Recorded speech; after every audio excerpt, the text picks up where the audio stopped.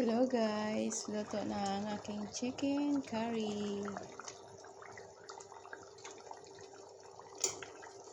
Chicken curry ko, nilagyan ko ng potato, carrot, at saka bell pepper.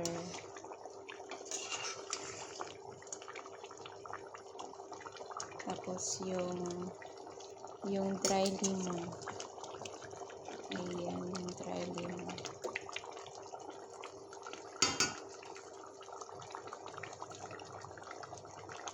Medyo red siya guys kasi nilagyan ko siya ng tomato paste na tama lang na yung tomato paste para mag-red siya. Ayan. Yan lang guys. Bye bye. Thank you for watching.